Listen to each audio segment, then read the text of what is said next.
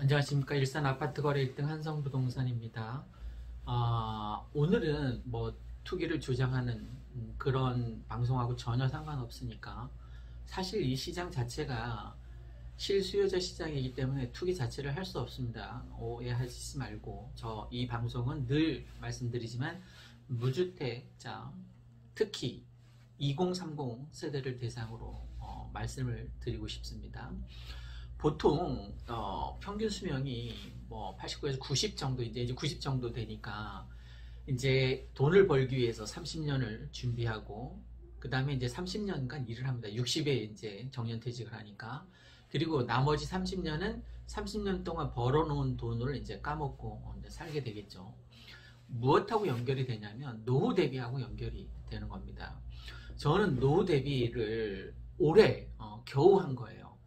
보통 30에서 60 요 사이에 노후 대비를 다 끝내놔야만 60에서부터 나중에 이제 생명이 다하는 날까지 그 자본으로 이제 살게 되니까 천만다행인 거죠. 저는 올해 노후 대비를 안 해놨으면 정말 폐지 주면서 살았겠죠. 그러니까 어떤 노후 대비가 되어 있냐면 제가 지금 31평에 살고 있습니다. 그런데 2월 달에 37평을 구했어요. 그죠? 이제 투자를 한 거죠. 전세 끼고 전세가 3억 5천이었나. 그래서 5억 정도 되는 37평 아파트를 투자를 했습니다. 그게 지금 7억 5천이 됐어요. 2억 5천이 오른 거죠. 그죠? 2억 5천 내 자산 가치가 올라간 거죠. 저는 나중에 31평 3단지에서 이제 4단지로 이사를 오게 되겠죠. 3년 이내 비조정 지역이었을 때 샀으니까 3년 이내 팔아야 되니까 한 2년 6개월, 2년 5개월 뒤에 이제 팔면 될 것 같습니다. 팔고 이제 이사 오면 되니까. 지금 7억 5천 선에서 가격이 형성되어 있는데 이게 나중에 얼마까지 오를까요? 저는 뭐 천정부지로 올라서 나중에 13억, 14억까지 올라가게 되면 제가 이제 주택연금에 가입해야지 라는 생각을 갖고 있습니다. 보통 만 55세 이상이면 주택연금 둘 중에 부부 중에 한 명이라도 55세 이상이면 주택연금 가입할 수 있습니다. 주택을 담보로 이제 평생 연금을 받아서 사는 거죠. 그러면 제가 37평 그걸 주택연금에 이제 가입하면 13억, 14억 되었을 때 저한테 매달 200만 원 넘게 이제 연금이 나오겠죠, 그죠? 그러면 우리 부부는 각자 국민연금 들어있으니까 그거하고 교보 생명에 들어둔 연금하고 또 매달 나오는 그 주택연금하고 합해서 이제 폐지 안 주어도 먹고 살 수 있지 않습니까? 그런데 얼마 전에 몇 달 전에 또 32평을 무리를 해서 또 산 거예요. 연끌을 해서. 아파트 사는데 뭐 다들 연끌해서 사지 않습니까? 근데 그게 또 1억 5천 오른 거예요. 그러면 올해 제 자산 가치가 4억 정도가 오른 거죠. 그죠? 제가 직장 다니면서 4억을 1년 내에 번 적이 없어요. 벌 수도 없었을 뿐더러. 그러면 내 자산 가치가 4억이 증가했으니까 이 증가된 4억으로 이제 노후 대비를 하면 되는 거죠. 그죠? 아까 말씀드린 것처럼 주택연금에 가입해서 들면 되니까. 자, 2030 세대가 지금 패닉 가행하고 있다고 합니다. 30대가 무려 40% 가까이 아파트를 전 세대에 비해서 이제 40% 가까이, 그 다음에 이제 10대도 막 이제 뛰어들기도 하고 20대도 막 뛰어들었습니다. 뭐 분양권 기다렸다가는 도저히 가점이 안 돼서 분양받을 여건이 안 되니까 그냥 지르는 거예요. 대부분 사람들은 8, 90%가 그냥 생각만 하다가 마는 거예요. 이러다 이생 집망이라고 하던데 이번 생에 집 사기를 다 망했다라고 생각하는데 그렇지 않습니다. 월급 타서는 월급을 모아서는 집을 살 수 없어요. 맞아요. 내가 연봉이 몇 억이 되든 상관이 없습니다. 몇 억이 되는 것도 힘들지만 보통 뭐 3천, 4천 이 정도이지 않습니까? 그러면 연봉 3천, 4천으로는 생활비 쓰기 빠듯해요. 내가 더군다나 가장이다.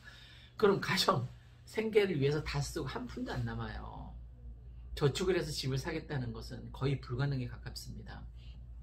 그럼 어떻게 해야 되느냐?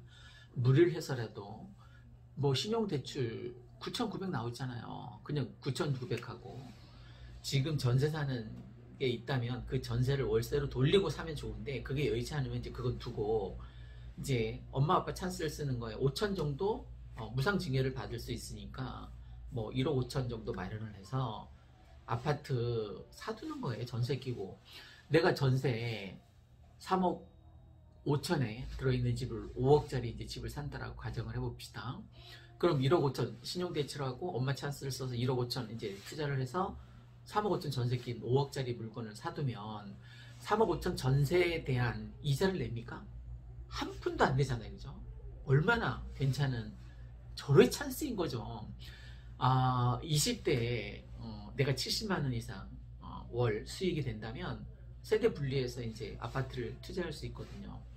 그러면 20대 내 직장인이고 70만 원 이상 번다면 알바해도 상관없어. 알바해서 어쨌든 70만 원 이상 징빙소득을 낼 수 있으면 저는 아파트 투자하라고 말하고 싶습니다. 들어와서 살 수는 없어요. 뭐 전세 끼고 사면 대출이 안 되니까. 그럼 지금 5억짜리 집을 1억 5천 투자해서 무리를 해서 샀잖아요. 나 이제 이자만 내면 되는 거니까 1억 정도에 대한 이자만 내면 되니까 요즘 이율이 엄청 싸잖아요. 그죠? 3% 정도 되나? 어쨌든 그러면 내가 1억 5천을 저금해 놓는 것보다 죄송합니다. 또 전화가 와서 1억 5천 정도 저금을 하면 2% 정도 근데 2% 정도 이자가 나온다고 해도 실지 인플레이션 현상에 의해서 빵원인 거죠. 그죠? 내가 아무리 많은 이자를 받는다고 해도 나의 실질적인 소득은 없는 거예요. 화폐가치 하락으로 인해서 그렇습니다.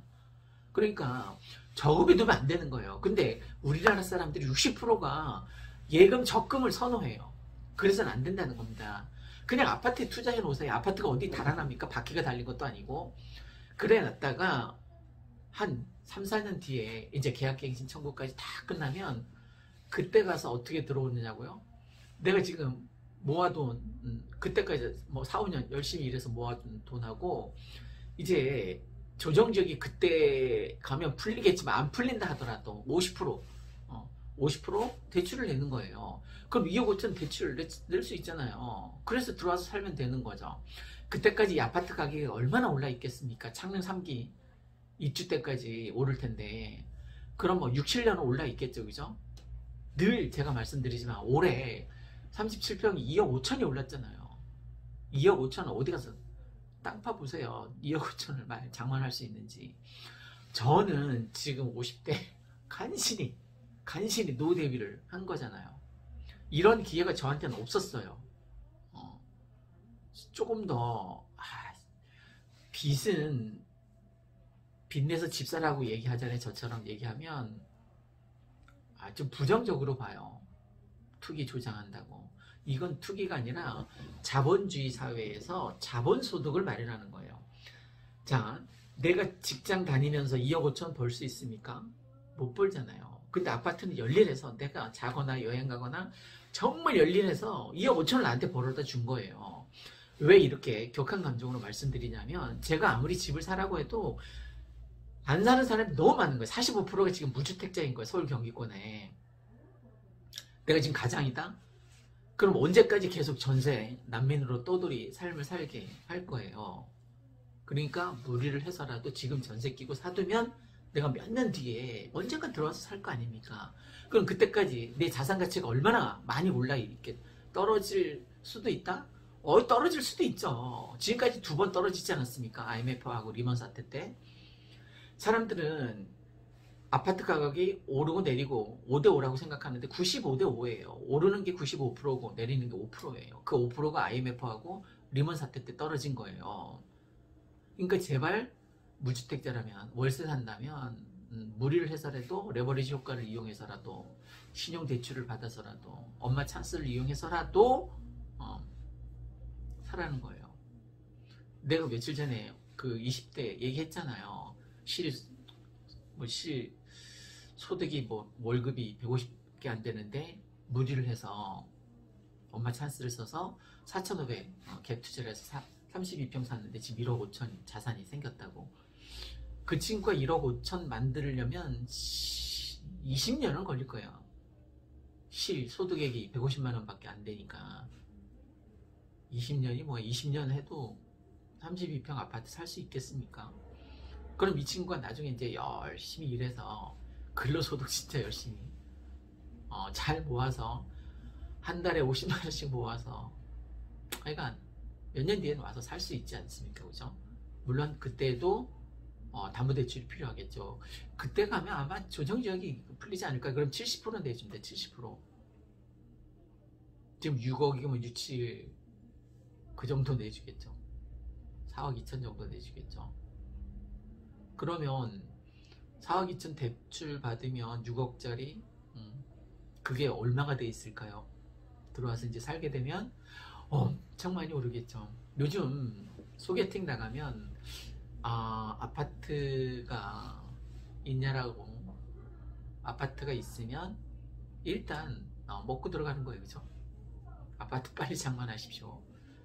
이왕이면 큰 평수로, 이왕이면 비싼 아파트로 투자해 놓으시면 그게 나보다 더 많이 벌어요. 아까 내 뉴스 봤는데 자본소득, 즉 아파트가 열일해서 번 돈하고 근로소득하고 뭐 갭 차이가 어마어마하더라고요.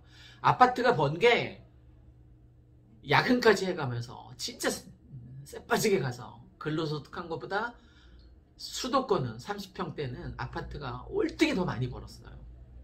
올해 기준으로 보면.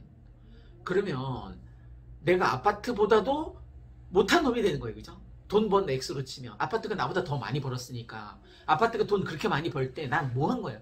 그냥 야근하면서 정말 힘들게 열받아가면서 상사 눈치 보면서 그렇게 열일했음에도 불구하고 내 근로소득보다 아파트가 번 돈이 더 많으니까 이건 진짜 열받는 일 아닙니까? 오늘 12월 4일 금요일입니다. 열받으라고 이 동영상 찍은 게 아니라 한시라도 빨리 무주택자라면, 월세 산다면 아파트에 무리를 해서라도, 엄마 찬스를 써서라도 아파트를 샀으면 하는 정말 간절한 마음으로 하는 겁니다. 저한테 이익이 있는 거 아니잖아요. 그죠? 저는 제 주변 사람들이 빨리 그 우라병에서 아파트 없는 사람 지금 뭐 화병 일부 직전이에요. 자 이제 교통사고로 예를 들어보겠습니다. 내가 접촉사고가 났어요. 그래서 내가 몸을 좀 다쳤어요. 그러면 그 상황에서 하필 왜 나한테 접촉사고가 일어나서 팔 부러졌냐고 하소연만 하고 있을 거냐는 거예요. 빨리 가서 치료를 받아야겠죠. 그죠? 빨리 가서 치료를 받는 게 급선무예요. 그러니까 빨리 가서 아파트 사는 게, 오늘 저녁에 가서 사는 게 12월 4일이니까 12월 5일 내일 근무하는 날입니다. 지난 토요일에 6건이나 했어요. 이 작은 사무실에서. 그러니까 얼마나 많은 사람들이 투자했는지 아시겠죠. 그죠? 지난 토요일에 6건의 계약이 이루어졌습니다. 우리 한성 부동산 이름으로. 어쨌든 아파트를 빨리 장만했으면 하는 마음에서 높아지면서 저는 50대 후반에 노후 대비를 끝냈습니다. 여러분도 노후 대비를 20대, 30대에 하시기 바랍니다. 이상 일산 아파트 거래 1등 한성 부동산이었습니다. 감사합니다.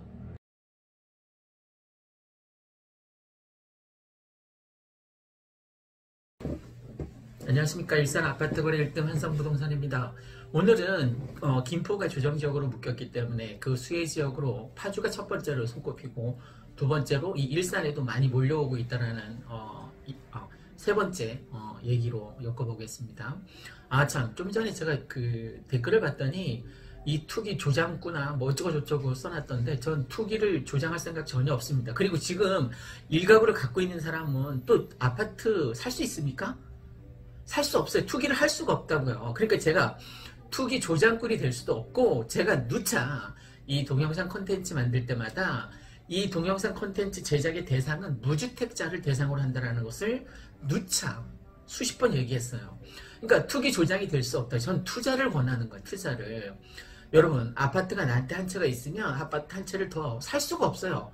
사는 그런 바보, 멍청한 놈이 있습니까? 사면 자기 손해인데 자기 자산 다 날라가는데 그런 멍청한 놈이 어디 있습니까? 뭐 1주택자 이상이면 더 이상 아파트를 살 수가 없어요. 그러니까 투기 자체를 할 수가 없다고요. 지금 남은 시장은 실수요 시장이고 투자 시장입니다. 투자 시장. 그러니까 제발 저한테 투기꾼이라고 자꾸 댓글로 욕하지 않았으면 좋겠습니다. 반사하겠습니다. 자, 그러면 제가 왜 김포가 조정지역으로 묶이고 이 일산에 투자해야 되는지 제 사례를 한번 솔직하게 얘기를 해보겠습니다.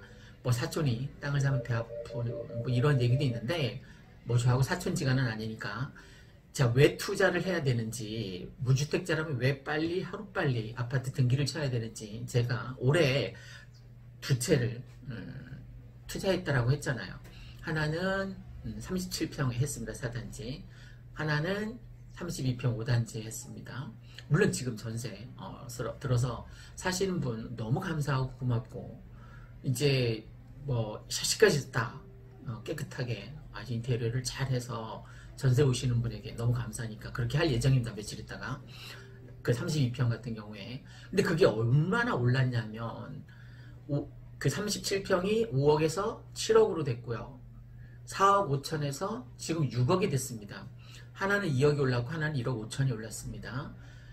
3억 5천이 오른 거죠. 그죠? 그 일반 직장인들이 열심히 가서 근로소득해서 야근까지 해서 뭐 이 몇 개월 사이에 3억 5천을 벌 수 있습니까? 불가능하죠. 또 한간에 또 이런 얘기가 있습니다. 야, 그거 나중에 양도소득세 내고 나면 그 뭐 개털인데 그렇게 얘기하시는 분이 있는데 전 양도소득세 낼 의사가 전혀 없습니다. 왜? 지금 일시적인 제가 조정지역 전에 샀기 때문에 일시적인 1가구 2주택이라서 3년 이내 지금 2년 한 6개월 이내 팔면 되는 거예요. 2년 5개월 이내 팔면 되는 거예요. 그러니까 이제 소사선 들어오고 나면 굉장히 많이 올라 있겠죠. 그때 파는 거죠. 비조정 지역 때 샀으니까 3년 이내 팔면 되니까. 그리고 임대사업자이니까 임대주택 그 3단지 그거는 지금 신경 안 써도 돼요. 지금 8년짜리니까 6년 뒤까지 그냥 내버려두면 됩니다. 그 전세 알아서 잘 살겠죠. 누군가가. 지금 사시는 분도 있고. 내가 사는 아파트는 그냥 거기 살다가 뭐 이제 2년 6개월 정도 뒤에 이제 어쩔 수 없이 이제 팔게 될 수 있을 것 같아요.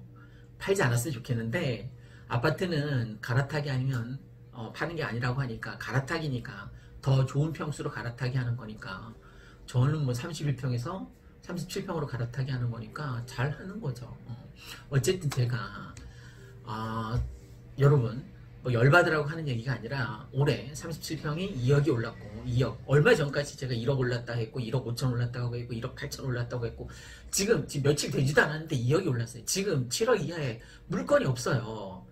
지금 우리 같은 경우에는 우리 한성부동산 같은 경우에는 지난주 7일 8일 동안 9건을 거래했습니다. 그러니까 우리가 물건이 있으면 굉장히 빨리 소진시킬 수가 있는데 물건이 없어요.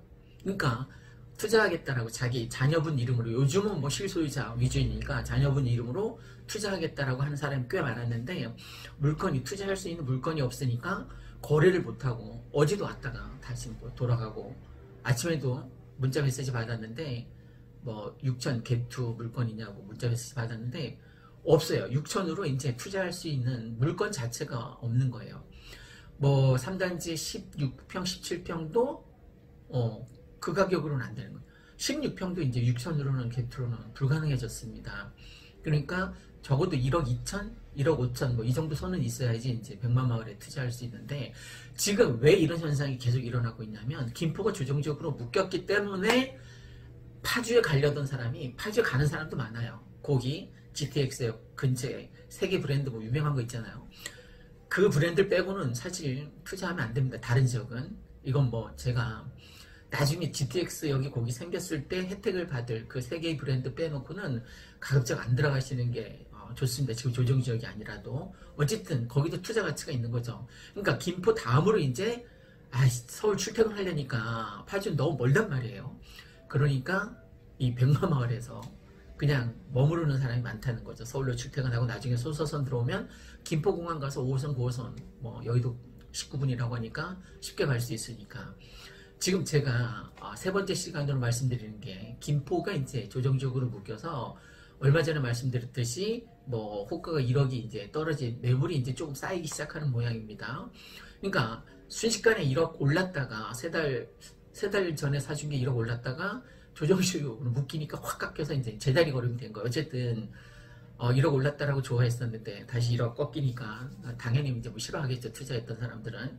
그러니까 똑같이 김포하고 일산으로 이제 똑같이 조정적으로 묶여서 김포 가려던 사람이 아무래도 입지가 일산이 훨씬 더 월등히 앞서니까 27년간 이 병원이라든가 쇼핑센터라든가 백화점이라든가 이런 입지가 만들어지는 거니까 아무래도 김포보다는 이쪽을 더 선호하는 것 같습니다. 제가 23년 살아봐도 이 백마마을은 정말 살기 괜찮은 동네입니다. 국토교통부에 따르면 서구뿐만 아니라 동구, 덕양구 다 올랐어요. 다. 전세 살던 사람이 서울에 전세 살던 사람이 더 이상 전세로 이제 옮겨가지 못하거나 전세를 구할 수 없으니까 지금 여기 일산 같은 경우는 전세가율이 70% 정도 됩니다. 그러니까 갭 차이가 얼마 안 되니까 이제 투자하시는 분들도 있고 사놓는 분들도 있고 전세 살기에 열받아서 아예 이사 오시는, 그때도 말씀드렸지만 올해 경기도에서 이 고양시 가장 많이 왔고 4,400가구가 넘더라고요. 와서 사신 분이. 서울에서만 와서 사신 분이 그렇다는 겁니다. 이제 일산 후곡마을, 그 일산역 근처에 후곡마을 있잖아요, 그죠? 그러니까 여러분도 투자하실 거면 일산역 후곡마을이나 백마마을 쪽으로 많이 투자를 하셨으면 좋겠습니다. 그 위에 물론 일산 전역이 조금씩 이제 오르고 있어요. 그런데 가장 많이 오를 곳에 투자하면 좋지 않습니까? 킨텍스역이 가장 많이 오를 텐데 이미 너무 많이 호가가 반영이 돼서 15억 한단 말이에요. 그러니까 그건 살 수 없잖아요, 그죠? 그러니까 두 번째로 더 많이 오를 곳, 그러니까 백마역이나 일산역 근처에 백마마을, 일산 후곡마을 쪽에 투자하시는 게 좋다라는 거죠. 이미 후곡마을도 오를 대로 굉장히 많이 올랐습니다.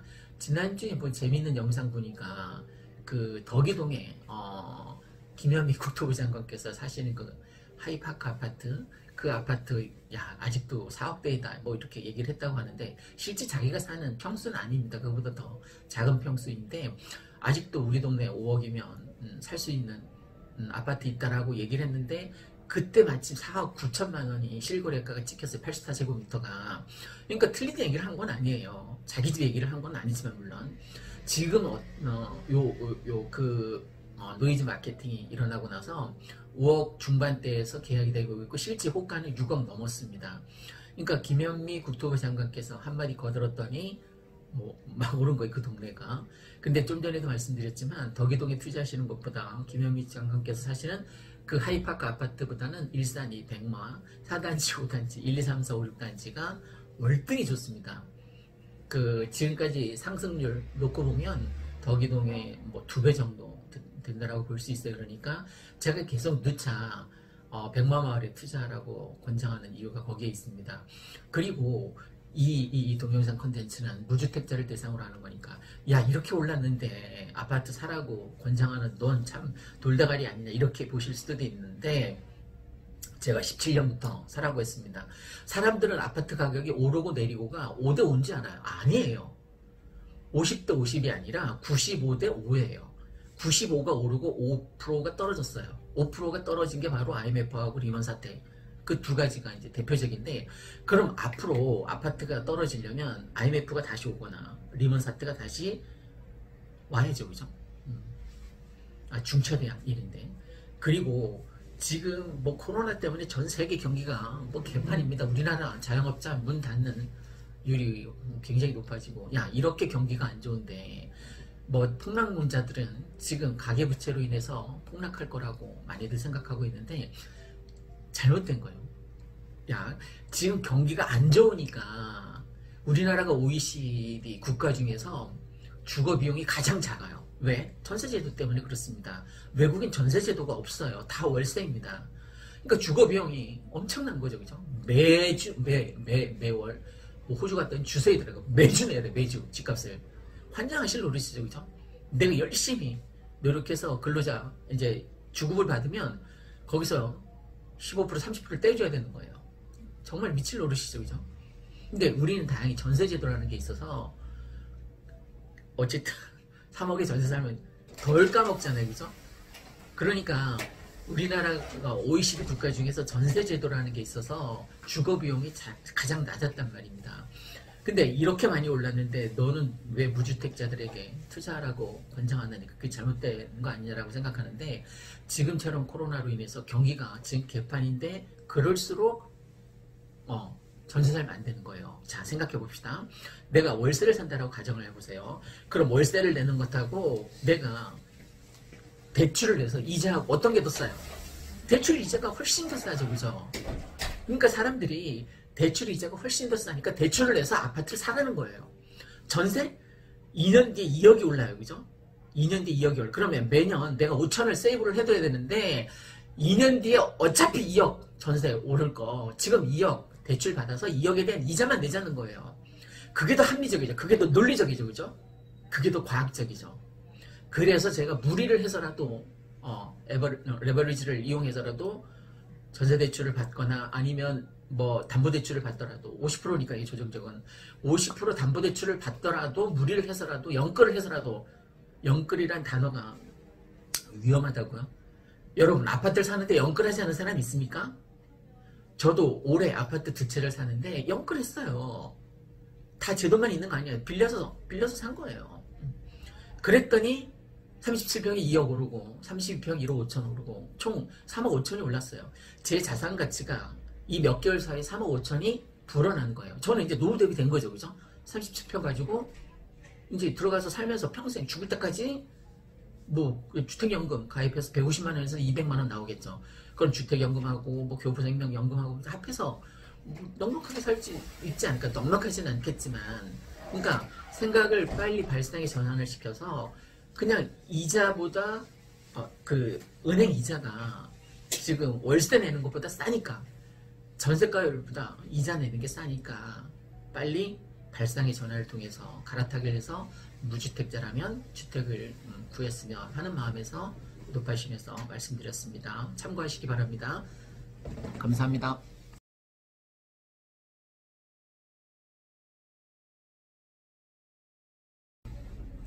안녕하십니까. 일산 아파트 거래 1등 한성 부동산입니다. 오늘은 11월 16일 월요일인데, 그동안 제가 그 전세를 끼고 투자하는 갭 투자를 적극 권장하는 동영상 컨텐츠를 몇 개 찍은 게 있는데, 오늘도 그와 관련된 내용입니다.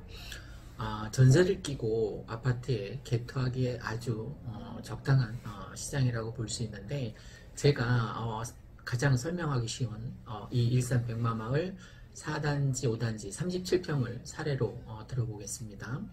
올 초 37평의 매매가가 5억이었습니다. 전세가가 3억 5천이었습니다. 근데 그게 이제 계속 가파르게 매매가가 상승하다 보니까 5억에서 6억 5천이 되었습니다. 5억에서 6억 5천, 1억 5천이 뛴 거죠. 근데 이제 3억 5천이었던 전세가가 쭉 치고 올라오더니, 특히 그 문제가 되고 있는 임대차 3법 통과로 인해서 3억 5천이었던 전세가가 지금 작년에 3억 5천, 작년 말에도 그랬고 올 초에도 3억 5천이었던 이 전세가가 2020년 10월만 해도 5억대까지 올라왔습니다. 그러니까 3억 5천에서 5억대까지. 근데 지금 11월 16일 현재의 기점으로 보면 수리가 잘 된 집 사례로 들어보겠습니다. 지금 6억 5천 매매가인데 전세가가 얼마까지 갔냐면 5억 5천까지 갔습니다. 그러니까 지금 올 초 이제 3억 5천이었던, 그럼 이제 3억 6억 5천이니까 3억 갭이 있지 않았습니까? 매매가하고 전세가하고 3억이었으니까 사람들이 이 백마마을 37평 아파트에 감히 갭 투자를 하지 못했던 거예요. 근데 지금 이게 치고 올라와서 5억 5천이 됐습니다. 매매가가 6억 5천이고 전세가가 5억 5천입니다. 갭 투가 1억으로 줄어든 거죠. 왜 이 말씀을 드리냐면, 무주택자라면 저는 37평 아파트 1억을 투자해서 지금 사두면 몇 년 뒤에 지금 전세 끼고 사두면 그 전세 들어있는 사람이 이제 나갈 때까지 충분히 활용하시게 해놓고, 그때 가서 그게 3년 뒤가 될지 4년 뒤가 될지 5년 뒤가 될지 모르겠지만 그때 와서 이제 들어와서 살면 되는 거 아닙니까, 그죠? 그러면 올해 1억 5천이 올랐다고 했잖아요. 올해 지금 11월 달인데 1월 달부터 5억이었던 게 6억 5천까지 올라갔으니까 지금 어떤 현상이 일어나고 있냐면 이 일산 백마마을 뿐만이 아니라 이 고양시 전체가 서울 사람들이 가장 많이 아파트에 투자하고 산 지역입니다. 그러니까 경기도 전역에서 가장 많이. 그러니까 작년 같은 경우는 2,100세대 정도밖에 안 됐는데 올해가 다 가지도 않았는데 4,400세대가 넘어섰습니다. 배 이상이 뛴 거죠, 그죠? 이 4,400세대라는 것은 와서 매수한. 그러니까 서울 사람들이 순전히 서울 사람들이 경기도권 중에서 고양시에 와서 매수한 그 아파트 그게 4,400이 넘었다는 거예요. 그러니까 작년에 비해서 배 이상 뛴 거죠, 그죠? 작년에도 창릉 3기 신도시 때문에 막 요란했었는데 올해는 창릉 3기 신도시 그 입주권을 따내기 위해서 실제 와서 전세 사는 사람은 말할 것도 없고 서울에서 이제 전세를 구할 수가 없는 거예요. 이 임대차 3법으로 인해서. 그러니까 열받는 거죠. 계속 전세 난민으로 떠돌아다니기 열받으니까 거기 서울의 전세가보다 여기가 매매가가 싸요 아직. 그러니까 확 지를 거예요 그냥. 와서 산 거죠. 더 이상 이제 전세 난민으로 떠돌이 생활하기 싫다입니다. 저는 박수를 보냅니다. 지금이라도 늦지 않았습니다. 내후년 대책 없습니다. 창릉 3기 신도시 입주 때까지 이 일산 같은 경우에는 가파르게 뜰 것 같습니다. 만약 정부에서 정말 마음을 다잡고 이 전세난을 해소할 수 있는, 그러니까 수요와 공급에서 수요뿐만이 아니라 공급을 다 어쨌든 해결해 주는 거예요. 그러면 공급을 해결해 주기 위해서는 임대차 3법 이상 그 이전으로 돌아가야 되잖아요, 그죠? 그러니까 지금 2+2 이 임대차 3법 다 없애고 그냥 3년 임대 기간을 3년으로 딱 정해서 발표를 하는 거예요.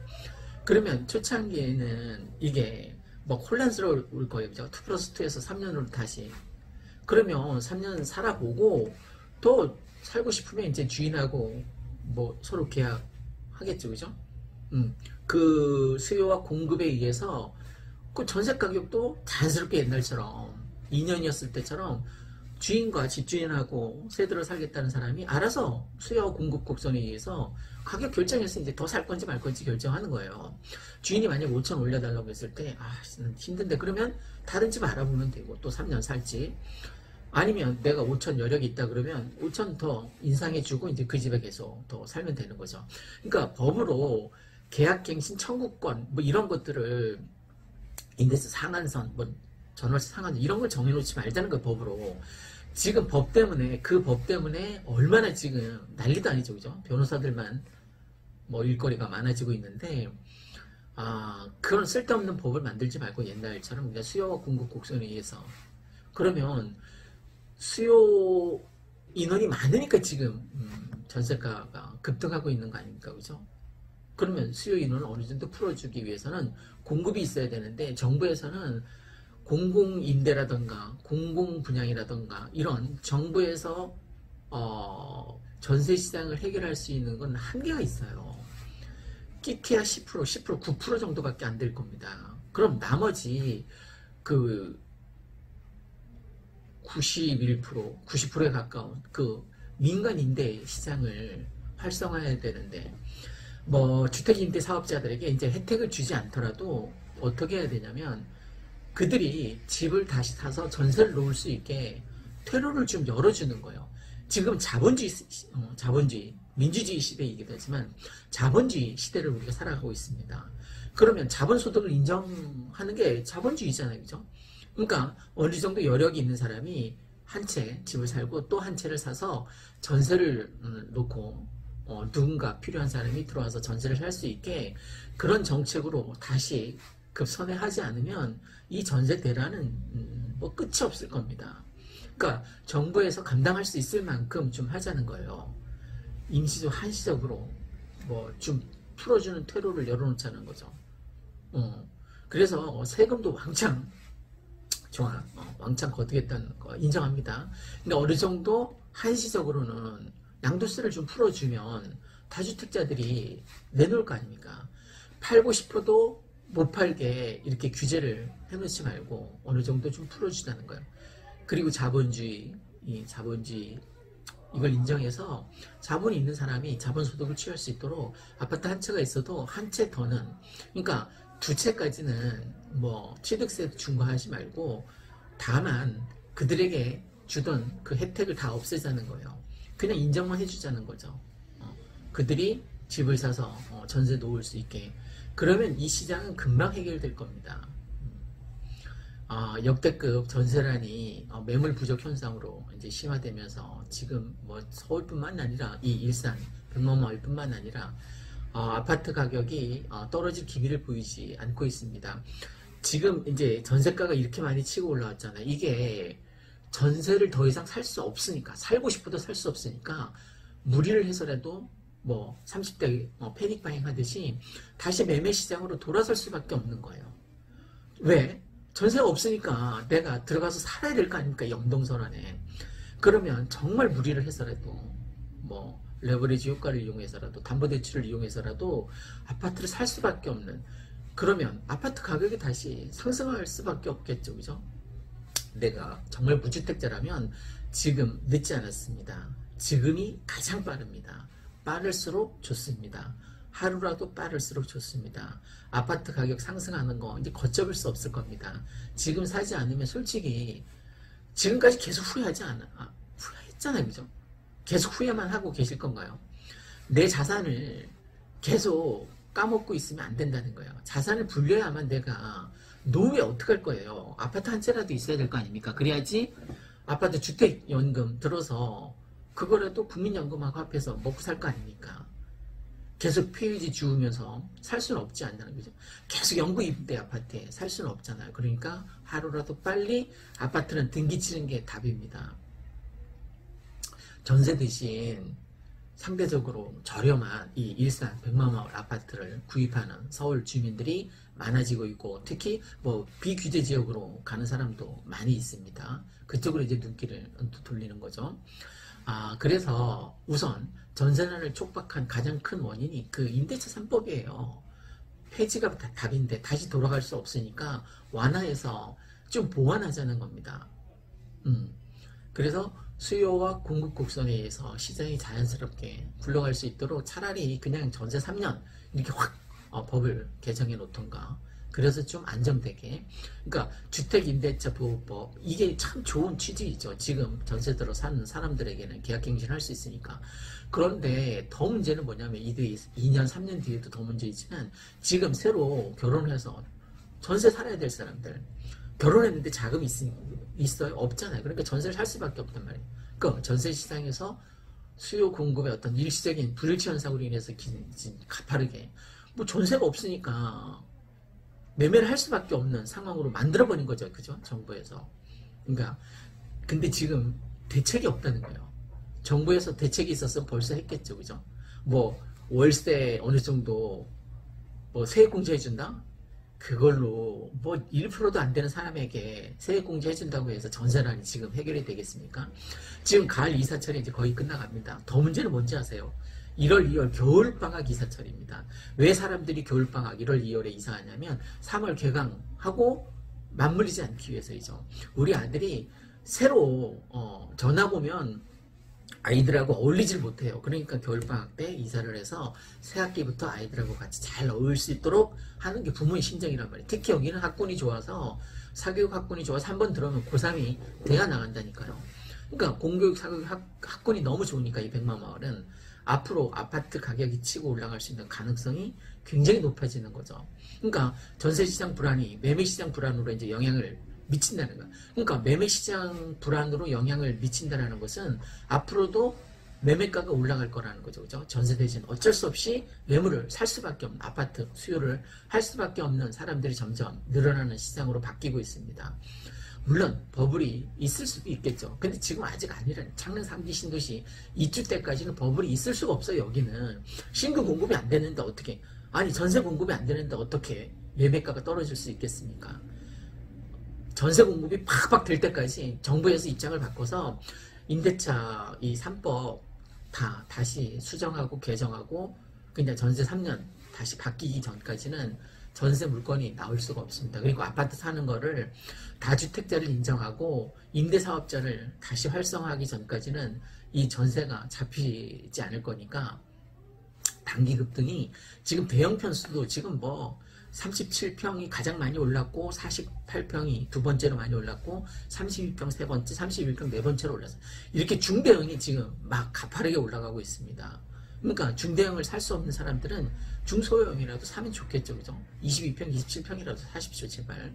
그래서 등기쳐서 제발 아파트 가격이 올라가는 것에 올라타서 내가 중산층으로 올라갈 수 있는 어떤 사다리를 빨리 갈아타시기 바랍니다. 1가구 1주택인데 내가 갈아타기를 하겠다. 이거 정말 괜찮은 생각이에요. 지금 저럴 찬스인 거죠. 그죠? 정 불안하면 내 집을 먼저 팔아요. 팔고 나서 그 여윳돈으로 레버리지 효과를 이용해서 그러니까 담보대출 합해서 더 좋은 평수로 31평 살고 계십니까? 32평 살고 계십니까? 37평으로 갈아타게 하십시오. 정 안 되면 갭투도 괜찮습니다. 1억이면 지금 37평 굉장히 좋은 평수에 좋은 동, 좋은 로얄층을 잡을 수 있습니다. 1억입니다. 1억. 1억 투자하면 전세 끼고 5억 5천이 전세니까 6억 5천짜리 괜찮은 아파트를 지금 매수하실 수 있습니다. 패닉 바잉을 사람들이 부정적으로 보는데 거의 공포 매수라고 하죠. 저와 인정합니다. 뭐 거의 IMF 시절을 겪지 않았기 때문에 30대들은 뭐 질러놓고 보는데 저는 그것도 역량, 능력이라고 봅니다. 지금 아파트가 있어야지만 결혼 조건이 아파트 아닙니까? 그죠? 그러면 내가 패닉 바잉 했다. 그러면 결혼의 1차적인 조건은 채워진 거예요. 그렇게 해서라도 좀 안락한 결혼 생활을 시작하셨으면 좋겠습니다. 집은 장기 레이스로 가야 됩니다. 앞으로 아파트가 얼마나 더 많이 오르겠습니까? 지금 37평 좀 전에 말했듯이 1억 5천이 올랐잖아요. 내가 직장 다니면서 1억 5천 11개월 만에 벌 수 있습니까? 그 불가능하죠. 그죠? 2월 달에 5억이었는데 그게 지금 11월 달에 6억 5천이 된 거예요. 앞으로 이거 장난 아닐 거예요. 오르는 가격이. 자, 오늘은 2020년 11월 16일 월요일 장을 시작하면서 좀 무거운 주제로 말씀드렸는데 네 번째 시간으로 전세 끼고 아파트에 투자하는 게 답이라는 취지로 말씀드렸습니다. 들어주셔서 감사드립니다.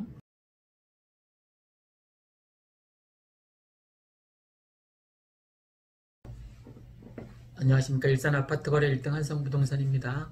오늘은 임대차 3법으로 인해서 오히려 갭투하기에 그러니까 전세를 끼고 아파트 투자하기에 좋은 시기라는 것을 첫 번째 시간으로 말씀드리고 싶습니다. 물론 이 동영상 콘텐츠는 무주택자를 대상으로 하는 겁니다. 절대 투기를 조장하는 거 아니니까 오해 없으시길 바랍니다. 무주택자를 대상으로 하고 있고 혹시 폭을 넓힌다면 1주택자인데 일시적인 1가구 2주택으로 갈아타기 22평에서 뭐 27평으로 27평에서 32평으로 32평에서 37평 30평에서 49평 이렇게 지금 5단지 내에 있는 여러 평수에서 더 좋은 아파트로 입지가 좋은 아파트로 갈아타기를 하는 사람을 대상으로 하는 동영상입니다. 지금 코로나19로 인해서 전 세계 시장 경기가 뭐 말도 아닙니다.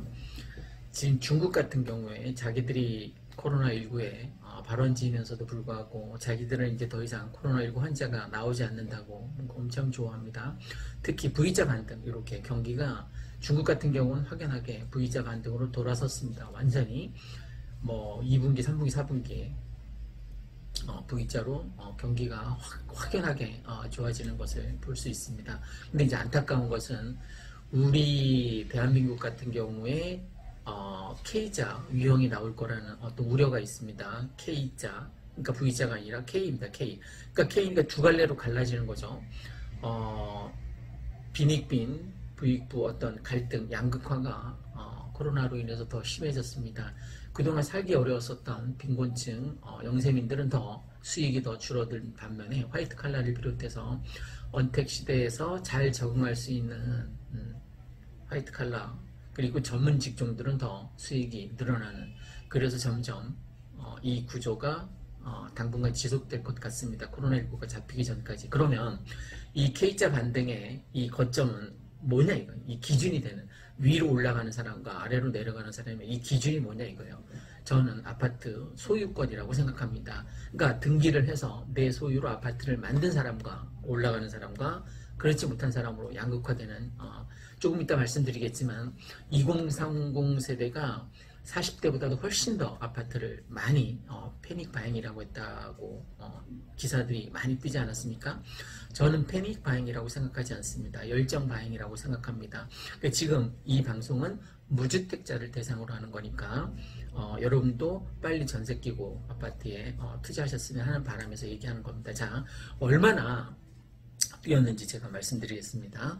지금 이 가장 많이 오른 37평, 4단지, 5단지 37평을 기준으로 말씀드리겠습니다. 지금 요번 연초에는 5억 선이었습니다. 매매가가 5억이었어요. 전세가가 3억 5천이었습니다. 1억 5천이었으면 투자할 수 있는 거였죠. 그죠? 내 돈 영끌에서 1억 5천을 투자하면 뭐 5억 5천짜리 5억짜리 집을 살 수 있었습니다. 37평. 그런데 이게 올해 들어서 매매가가 막 굉장히 가파르게 막 우상향으로 올라갔습니다. 그래서 지금 얼마냐면 좋은 층, 좋은 동향을 얘기하는 겁니다.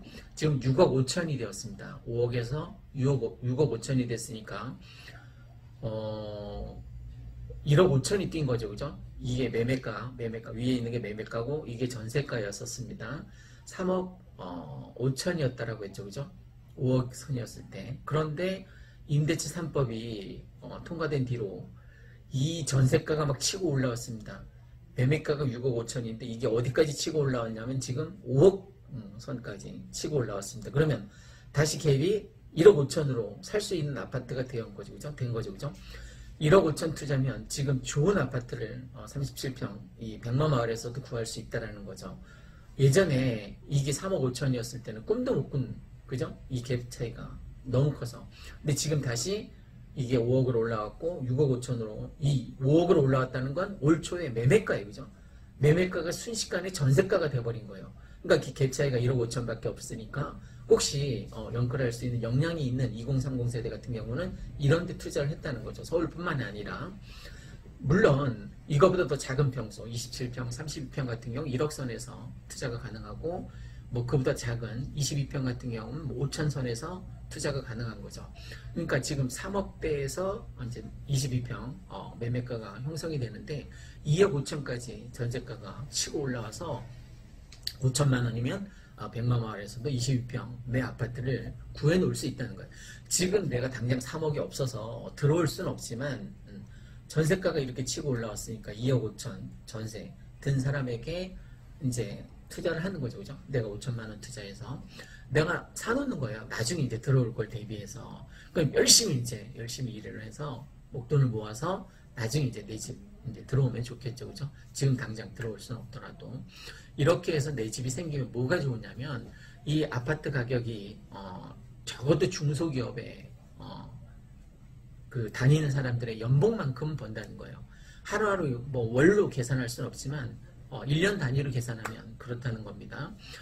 수도권, 서울 수도권 아파트는 최소한 뭐 30평대 이상이면 더 좋을 것 같습니다. 30평대 이상은 확실하게 중소기업에 다니는 일반 직장인들만큼 번다는 거죠.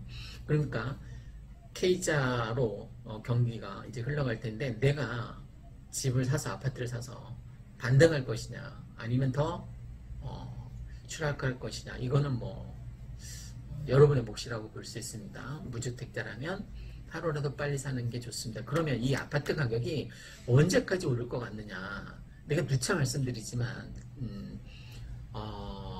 창릉 3기 신도시 이 백마마을 같은 경우는 창릉 3기 신도시 입주 때까지 내년에 1600세대 뭐 선분양한다고 하잖아요. 선분양 아파트에 가서 살 수 있습니까? 1600명은 그럼 구제 됐다고 합시다. 나머지 수십만 명은 어떻게 하겠다는 거예요? 도대체 대책이 안 서는 거죠. 그죠? 그러니까 계속 지금 전세 대란이고 전세가가 고공행진할 수밖에 없는 거예요. 지금 정부에서 전세가 많이 이 시중에 물량이 나오도록 뭐 배려하지 않는 한 이 대란은 끝나지 않을 것 같습니다.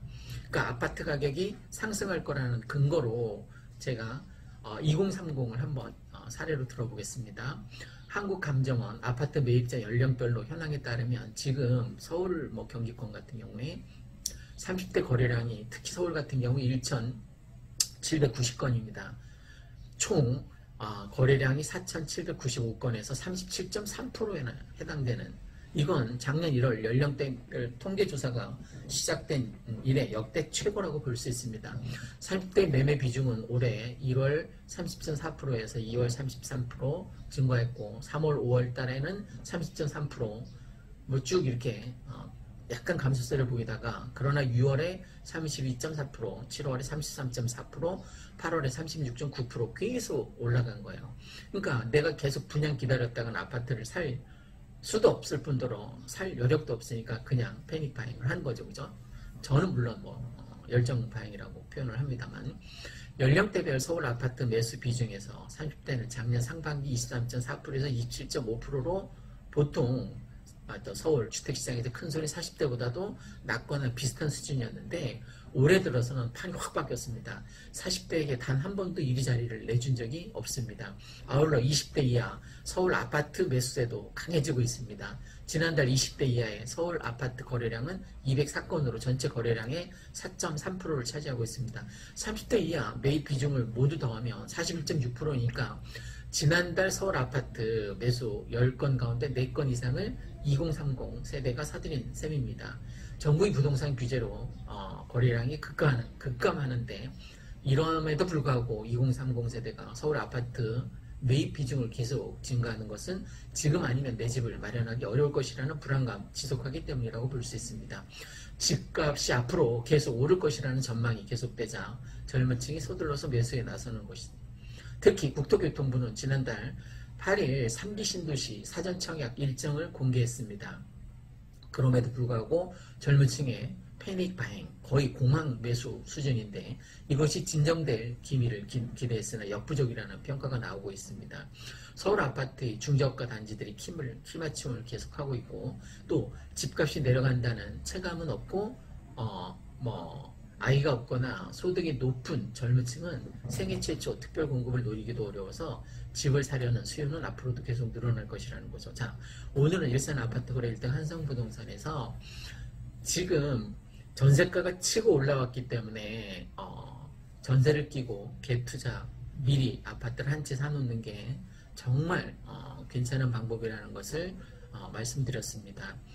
내일이면 늦습니다. 여러분이 행동에 옮기시길 간곡하게 부탁드립니다. 저를 위해서가 아니라 무주택자라면 여러분들을 위해서 진정성 있게 아파트 빨리 매수하셨으면 하는, 그러니까 앞으로도 갭투가 다시 성행할 것이라는 취지로 말씀드린 제 1탄이었습니다. 2탄에서 다시 찾아뵙겠습니다. 감사합니다.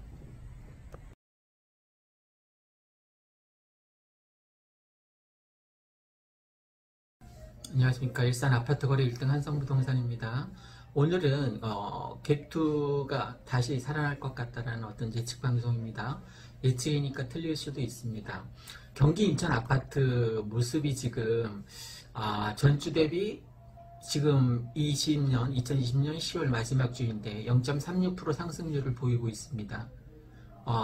비규제 지역인 김포가 가장 많이 올랐는데 2.36, 그 다음에 어디가 가장 많이 올랐냐면 고양시 일산 동구가 가장 많이 올랐습니다. 0.75, 또 덕양구가 0.66, 그 다음에 서구가 0.63, 이렇게 순서대로 되어 있는데 앞으로 아파트 가격이 더 전세 가격이 치고 올라갈 것 같으니까 말씀드리는 거예요.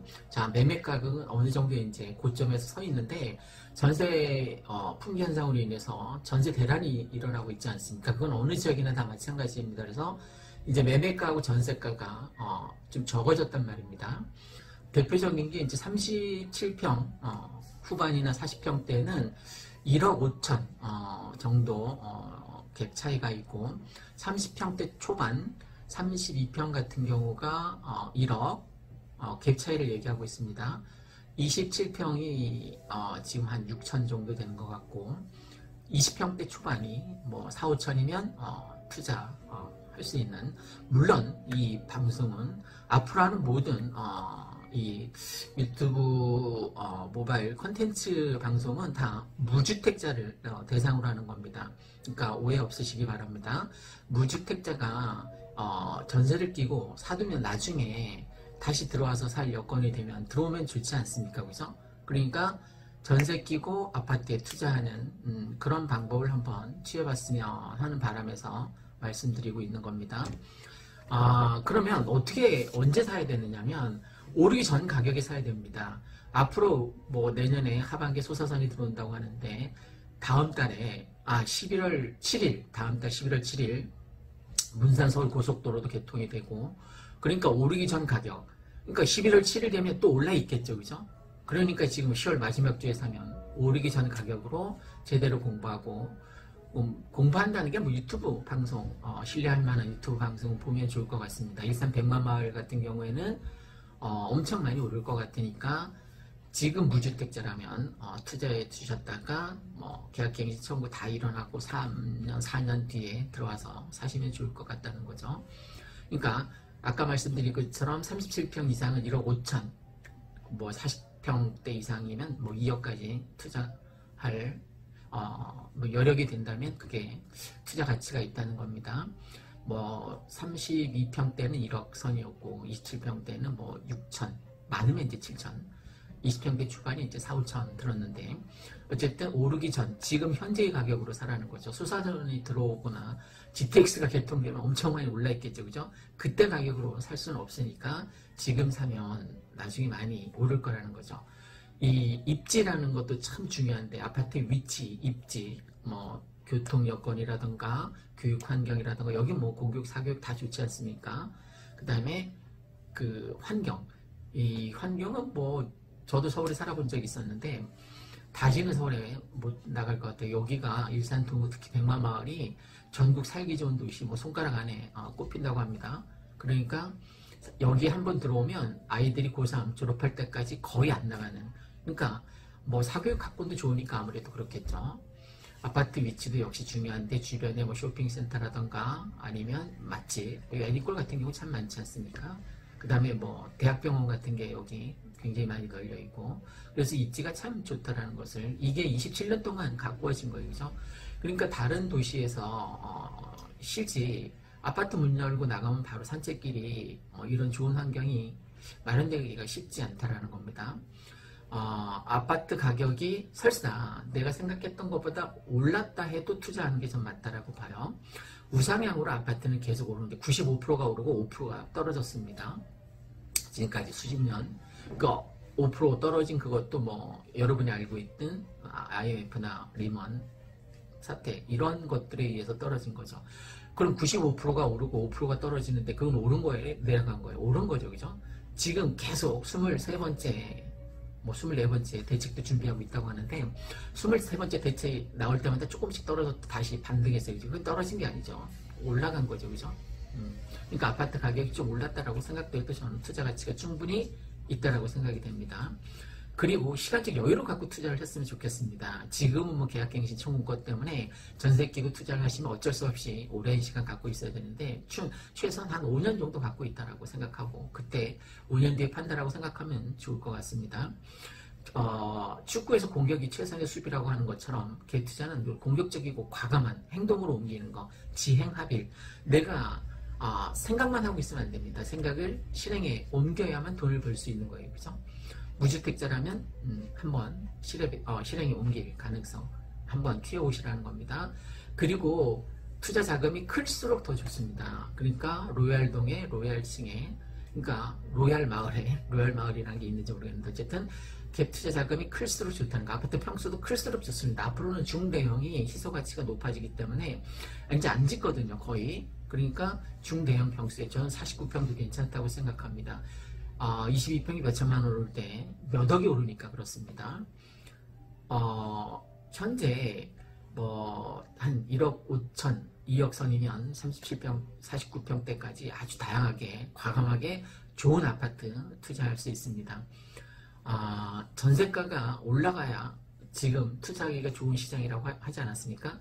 전세가가 지금 천정부지로 오르고 있고 뭐 시장에 나와 있는 거 아까 보니까 22평 하나, 저기 3단지 31평 하나, 뭐 그렇게밖에 없는 것 같더라고. 또 2단지에 하나. 그러니까 거의 없단 말입니다. 전세가가 치고 올라갈 때